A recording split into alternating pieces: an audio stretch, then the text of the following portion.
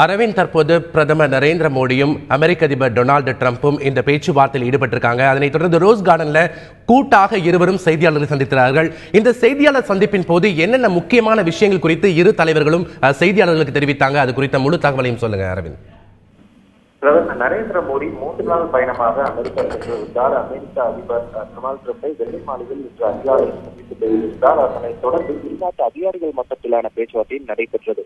இந்நிலையில் இந்த 2 பேச்சுவார்த்தையின் முடிவில் இருவருமே கூட்டாக செய்தியாளர்களை சந்தித்திருந்தனர். முதலாவதாக வெறும் அந்த ஜாயிண்ட் ஸ்டேட்மெண்ட் மட்டுமே கொடுப்பார்கள் என்று எதிர்பார்க்கப்பட்டிருந்தது. ஆனால் அவர்கள் இருவருமே செய்தியாளர்களையும் சந்தித்திருந்தனர்.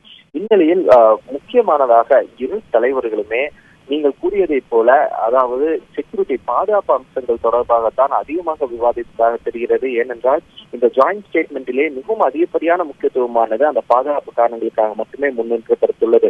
குறிப்பாக இரு நாடுகளுமே தீவிரவாதத்தால் மிகவும் பாதிக்கப்பட்டுள்ளது. எனவே இரு நாடுகளுமே இந்த ராடிக்கல் இஸ்லாமிக் டெரர் எனப்படும் அந்த டெரரிசம், அந்த தீவிரவாதத்தை உடனடியாக ஒடுக்க வேண்டும் என்பதில் இரு நாடுகளுமே மிகவும் கவனம் செலுத்தி வருவதாகவும், எனவே இரு நாடுகளும் கூட்டாக இணைந்து அந்த தீவிரவாதத்தை ஒழிக்க வேண்டும் என்பதில் மிகவும் தெளிவாக இருப்பதாகவுமே அந்த கூட்டறிக்கையில் இரு தலைவர்களுமே தெரிவித்துள்ளனர். அதே போல இந்திய பெருங்கடலில், அதாவது இந்தியன் பெருங்கடலில் உள்ள அந்த மேரிடைம் செக்யூரிட்டி, அதாவது கடற்படை பாதுகாப்பையும் அதிகப்படுத்த வேண்டும் என்பது தொடர்பாக இரு நாட்டு தலைவர்களுமே கூறியிருக்கிறார்கள். அதன் ஒரு தொடர்ச்சியாகத்தான் விரைவில் இந்தியா, ஜப்பான் மற்றும் அமெரிக்கா உள்ளிட்ட இந்த 3 நாடுகளின் கூட்டாக ஒரு மேரிடைம் மிலிட்டரி எக்ஸசைஸ், அதாவது கடற்படை ராணுவ ஒரு ஒத்திகையானது நடைபெறும் எனவும் இந்த கூட்டறிக்கையில் இரு நாட்டு தலைவர்களுமே தெரிவித்துள்ளனர். அதே போல குறிப்பாக நார்த் கொரியாவுக்கு எதிராக நார்த் கொரியா உலக நாடுகளின் உத்தரவுகளை மீறி தொடர்ந்து செயல்பட்டு வருகிறது. குறிப்பாக அணு ஆயுத சோதனையை அந்த நாடானது தொடர்ந்து செயல்பட்டு வருகிறது. நிலையில் அந்த நாட்டுக்கு எதிராக பல்வேறு தடைகளை விதித்துள்ளது பல்வேறு உலக நாடுகள். இதில் இந்தியாவும் அமெரிக்காவுக்கு ஆதரவாக இருந்து வருவது தொடர்பாகவும் இரு நாட்டு தலைவர்களும் பேசியிருக்கிறார்கள். அதற்கு இந்தியாவுக்கு அமெரிக்க அதிபர் டொனால்டு டிரம்பும் நன்றியும் தெரிவித்திருக்கார்.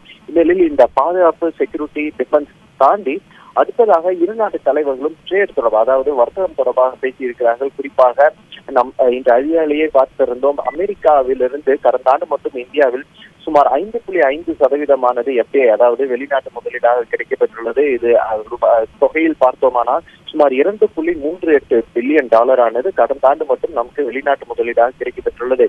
அதனையும் தாண்டி இந்தியாவை எடுத்துக்கொண்டால் சைனா மற்றும் UAE ஆகிய இரு நாடுகளில் இருந்துதான் அதிகப்படியான பொருட்களை இறக்குமதி செய்கிறார்கள். நாம் எத்தனை பொருட்களை ஏற்றுமதி செய்கிறோமோ அதனை விட அதிகமான பொருட்களை இந்த இரு நாடுகளில் இருந்துதான் இந்தியா இறக்குமதி செய்கிறது. இந்நிலையில் அமெரிக்காவை எடுத்துக்கொண்டால், இதே இந்தியா மற்றும் அமெரிக்காவின் வர்த்தகத்தை எடுத்துக்கொண்டால், அமெரிக்காவின் இறக்குமதியை தாண்டி இந்தியா அமெரிக்காவுக்கு அதிகப்படியான ஏற்றுமதியை செய்கிறது. சுமார் அந்த ட்ரேட் டெபிசிட் ஆனது சுமார் 25% இருக்கிறது. சுமார் 106 பில்லியனாக இருக்கிறது. இந்த ட்ரேட் டெபிசிட், அதாவது வர்த்தகத்தின் இந்த பாரபட்சத்தை சரி செய்ய வேண்டும் என்பது தொடர்பாகவும் இரு நாட்டு தலைவர்களும் பேசியிருக்கிறார்கள். டொனால்டு டிரம்பை பொறுத்தவரை அமெரிக்காவிலிருந்து அதிகப்படியான பொருட்கள் இந்தியாவில் இறக்குமதி செய்யப்பட வேண்டும். அதற்குரிய வகையில் அந்த ட்ரேட், அதாவது வர்த்தகத்தில் உள்ள சில அந்த கட்டுப்பாடுகளை தளர்த்த வேண்டும் என்பது தொடர்பாகவும் அவர் தன்னுடைய கருத்தை முன்வைத்திருந்தார். இது தொடர்பாகவும் இரு நாட்டு தலைவர்களும் பேசியிருப்பதாக தெரிகிறது. அதனை தாண்டி இந்தியா தரப்பில் மேலும் சில கோரிக்கைகள் முன்வைக்கப்பட்டுள்ளதாகவும் தெரிகிறது. அதாவது முக்கியமானதாக இந்த H1B விசா, நாம் தொடர்ந்து இதனை பார்த்து வருகிறோம். அதாவது அமெரிக்காவில் இந்தியர்கள் சுமார் 47% இந்த H1B விசா மூலம் வேலைவாய்ப்பை பெறுகிறார்கள். இந்நிலையில் டொனால்டு டிரம்பை பொறுத்தவரை அமெரிக்காவானது உலக நாடுகளுக்கெல்லாம் வல்லரசாக இருப்பதை தாண்டி அமெரிக்கா தன்னுடைய நாட்டு மக்களுக்கும் தன்னுடைய நாட்டுக்குமே முதலாவதாக வல்லரசாக திகழ வேண்டும் என்ற கோரிக்கையில் மிகவும் தெளிவாக இருந்து வருகிறார். அப்படிப்பட்ட ஒரு சூழலில் இந்த அமெரிக்காவின் வேலை வாய்ப்பானது அமெரிக்கர்களுக்கே கிடைக்க வேண்டும் என்ற ஒரு நிலைப்பாட்டை எடுத்திருக்கிறார். இந்நிலையில் இதனால் அதிகப்படியான பாதிப்பானது இந்தியர்களுக்கே கிடைக்கப்பெறுகிறது என்ற கோரிக்கையும் எந்த ஒரு வாதமும் தொடர்ந்து பல்வேறு தரப்பில் முன்வைக்கப்பட்டு வருகிறது.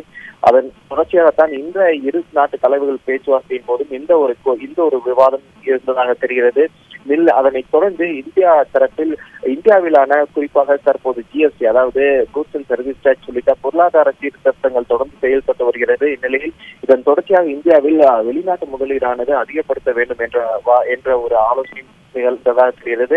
அதே போல இந்தியாவில் மிகவும் அதாவது விரைவில் ஆண்டர்பிரினர்ஷிப் சமிட், அதாவது உலகளாவிய தொழில் முனைவோர்கள் மாநாடானது இந்தியாவில் நடத்தப்படும் என இந்திய அரசு தெரிவித்திருந்தது. இந்நிலையில் இந்த மாநாட்டிற்கு டொனால்டு டிரம்பின் மகள் இவாங்கா டிரம்பை அழைத்திருந்தார் பிரதமர் நரேந்திர மோடி. இந்த அழைப்பை ஏற்று அவரும் இந்த ஒரு குளோபல் சமிட், அதாவது இந்த ஒரு உலகளாவிய தொழில் முனைவோர்கள் மாநாட்டில் அவரும் பங்கேற்பார் என அவர் தரப்பில் சம்மதம் தெரிவிக்கப்பட்டிருப்பதாகவும் இந்த இரு நாட்டு தலைவர்களான அந்த இறுதியின் அந்த ஒரு ஜாயிண்ட் ஸ்டேட்மெண்ட் இப்போது தெரிவித்திருக்கிறார்கள்.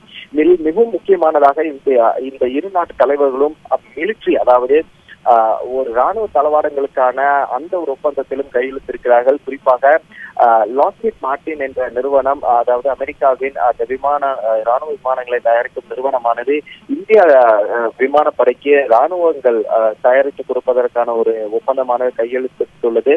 அதே போல இந்தியாவில் உள்ள ஸ்பைஸ்ஜெட் நிறுவனமானது அமெரிக்க நிறுவனத்திடமிருந்து சுமார் 100 விமானங்களை வாங்குவதற்கான ஒப்பந்தமும் கையெழுத்துள்ளது. எனவே இதனையும் வரவேற்றிருந்தார் அமெரிக்க அதிபர் டொனால்டு ட்ரம்ப் உள்ளிட்ட இது போன்ற ஒரு அதிகப்படியான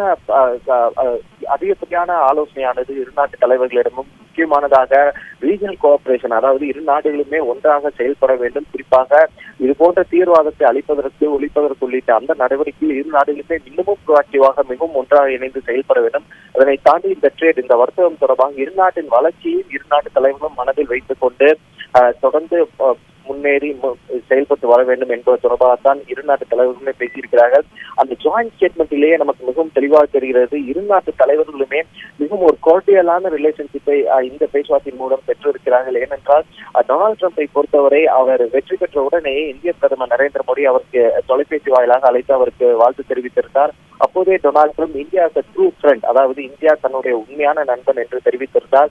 இந்நிலையில் பிரதமர் நரேந்திர மோடி அமெரிக்கா ஒன்று இறங்கிய உடனேயே அதனை மீண்டும் ஒரு முறை கூறியிருந்தார் டொனால்டு ட்ரம்ப். இந்நிலையில் சுமார் 4 மணி நேரமாக இந்தியாவின் பிரதமர் நரேந்திர மோடி வெள்ளை மாளிகையில் இருந்தார். இந்நிலையில் இருவரும் சுமார் அரை மணி நேரத்துக்கு மேலாக தனிப்பட்ட முறையிலே சந்திப்பும் நடைபெற்றது. இந்நிலையில் அதனைத் தொடர்ந்து பிரதமர் நரேந்திர மோடிக்கு ஒரு அரசு விருந்தும் அளிக்கப்பட்டிருந்தது. இந்நிலையில் இரு நாட்டு தலைவர்களும் என்னென்ன விவகாரம் தொடர்பாக பேச வேண்டியிருந்ததோ அது இரு நாட்டு தலைவர்களும் பேசியிருப்பதாகவே தெரிகிறது. டொனால்டு ட்ரம்ப் இருவருடைய அந்த ஜாயிண்ட் ஸ்டேட்மெண்ட்ல இருவரும் மிகவும் தங்களுடைய ஆலோசனையில் தங்களுடைய இரு நாட்டு கோரிக்கைகளும் இரு நாட்டையும் வளர்ச்சி பாதைக்கு கொண்டு செல்ல வேண்டும் என்பதில் அதிக கவனம் செலுத்தி பேசியிருப்பதாகவும் தெரிகிறது. இதில் இரு நாட்டு தலைவர்களுக்குமே மற்ற நாடும், அதாவது இந்தியாவை பொறுத்தவரை அமெரிக்காவும் வளர வேண்டும், தாங்களும் வளர வேண்டும் என்ற ஒரு நோக்கத்தில் தான் இந்தியாவின் கருத்தும் இருந்திருக்கிறது.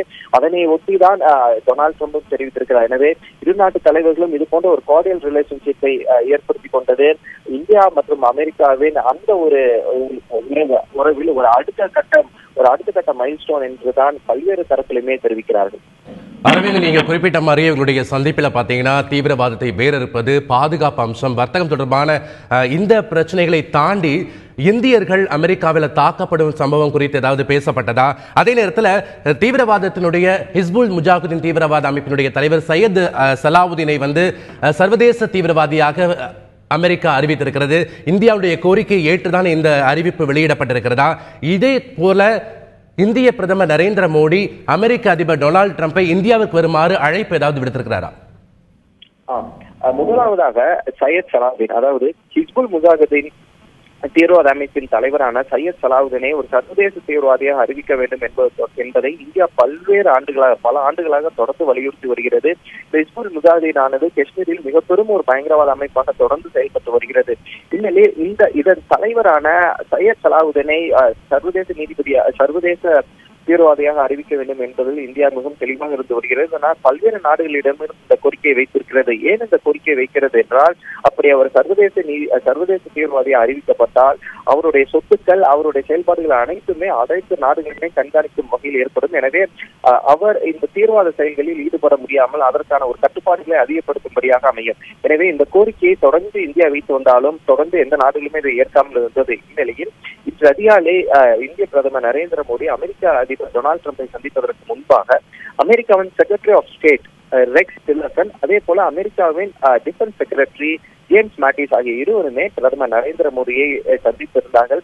இந்த சந்திப்பின் முடிந்த உடனடியாகவே, அதாவது இந்திய பிரதமர் நரேந்திர மோடி அமெரிக்காவின் அதிபர் டொனால்டு ட்ரம்பை சந்திப்பதற்கு முன்னதாகவே அமெரிக்க அரசானது ஹிஸ்புல் முஜாஹிதீன் தீவிரவாத அமைப்பின் தலைவர் சையத் சலாவுதீனை சர்வதேச தீவிரவாதியை அறிவித்து ஒரு அறிவிக்கையை வெளியிட்டிருந்தது.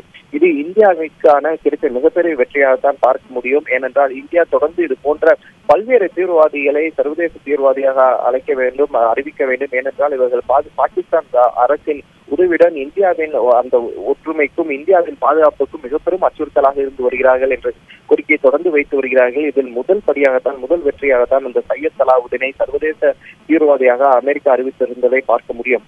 இரண்டாவதாக டொனால்ட் ட்ரம்ப், அதாவது அமெரிக்க அதிபர் டொனால்ட் ட்ரம்ப் மற்றும் அவருடைய குடும்பத்தினரை இந்தியா வருமாறு பிரதமர் நரேந்திர மோடி அழைத்திருக்கிறார். இந்த அழைப்பானது இரண்டு கட்டமாக அவர் அழைப்பை முன்வைத்திருக்கிறார். முதலாவதாக டொனால்ட் ட்ரம்ப் அரசுமுறை பயணமாக இந்தியா வர வேண்டும் என்ற முதல் அழைப்பும், இரண்டாவது அழைப்பாக இந்தியாவில் நாம் முன்பே சொன்னது போல இந்தியாவில் நடைபெற உள்ள ஆண்டர்பிரினர்ஷிப் குளோபல் சம்மிட், அதாவது உலகளாவிய தொழில் முனைவோர்கள் மாநாட்டில் டொனால்ட் ட்ரம்பின் மகள் இவாங்கா ட்ரம்ப் பங்கேற்க வேண்டும் என்ற அந்த கோரிக்கையை வைத்திருக்கிறார். எனவே இந்த குடும்பம், அதாவது அரசுமுறை பயணமாக டொனால்ட் ட்ரம்பும் அதே போல இந்தியாவில் நடைபெறும் அந்த ஒரு நிகழ்வுக்காக இவாங்கா ட்ரம்பும் வர வேண்டும் என்பதுதான் இவர்கள் முன்வைத்திருக்கும் கோரிக்கை. அதே போல H1B விசா குறித்து அவர்கள் இருவருமே அதிகப்படியாக பேசியிருக்கிறார்கள். அதே போல உங்களுடைய முதல் கேள்வியானது அமெரிக்காவில் இந்தியர்கள் தாக்கப்படுவது தொடர்பாகவும் ஏதேனும் பேச்சுவார்த்தை நடைபெற்றதா என்று கேட்டிருந்தீர்கள். இந்த இரு நாட்டு தலைவர்களின் அந்த ஜாயிண்ட் ஸ்டேட்மெண்டில் தொடர்பாக எதுவும் தெளிவாக இல்லை. ஆனால் நேற்று பிரதமர் நரேந்திர மோடி அமெரிக்கா வாழ் மக்கள் மற்றும் அதே போல தொழில் அதிபர்கள் மாநாட்டில் பேசும்போதும் கூட இந்தியர்களுக்கு எங்கெங்கெல்லாம் பிரச்சனை ஏற்படுகிறதோ அதனை மிகவும் ப்ரோஆக்டிவாக ஒரு அனைத்தையும் தன் வசம் எடுத்துக்கொண்டு இந்தியாவின் வெளியுறவுத்துறை அமைச்சர் சுஷ்மா ஸ்வராஜ் தொடர்ந்து செயல்பட்டு வருகிறார். இந்நிலையில் இந்தியர்களுக்கு எங்கு எந்த பிரச்சனை ஏற்பட்டாலும் இந்தியா உதவிக்கரம் நீட்டும் என்றும் தெரிவித்திருந்தார். இந்நிலையில் இந்த இரு நாட்டு தலைவர்கள் மட்டத்திலான பேச்சுவார்த்தையில் பிரதமர் நரேந்திர மோடி டொனால்ட் ட்ரம்பும் அது குறித்து பேசியதற்கான எந்த ஒரு அறிவிப்புமே அந்த ஜாயிண்ட் ஸ்டேட்மெண்டில் இல்லை.